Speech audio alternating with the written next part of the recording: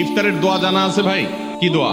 আমরা একটা দোয়া কমন জানি বাংলাদেশে মানুষ, সেটা হলো আল্লাহুম্মা লাকা সুমতু আলা রিজকিকা আফতারতু। এটাও হাদিসে বর্ণিত হয়েছে, কিন্তু হাদিসের সনদ নিয়ে অনেকেই কোনটা নিয়ে আলাপ তুলেছেন, প্রশ্ন তুলেছেন। আল্লাহুম্মা লাকা সুমতু মানে হলো, হে আল্লাহ, আপনার উদ্দেশ্যে রোজা রেখেছি, ওয়া আলা রিজকিকা আফতারতু, এবং আপনার দেওয়া রিজিক দিয়ে ইফতার করেছি। আর ইফতারের আরেকটা দোয়া হলো যাহাবাজ জামা ওয়াবতাল্লাতিল উরুক ওয়া সাবাতাল আজরু ইনশাআল্লাহ। এটা একটা দোয়া। যদি এগুলো দোয়ামূলক নয়, আমরা দোয়া বলছি, এটা মূলত আল্লাহর কাছ থেকে একটা প্রত্যাশা। এর অর্থ হলো যাহাবাজ জামা, আমার পিপাসা দূর হয়ে গেছে, ওয়াবতাল্লাতিল উরুক, আমার শিরা উপশিরাগুলো সব সিক্ত হয়ে গেছে, ওয়া সাবাতাল আজরু ইনশাআল্লাহ, এবং আল্লাহ চাহেন তো এই রোজার বিনিময় আমার সাব্যস্ত হয়ে গেছে, আল্লাহর কাছে এটা স্থির হয়ে গেছে। এটা হলো ইফতারের দোয়া। ইফতারের দোয়াটা কি ইফতারের আগে করব না পরে করব?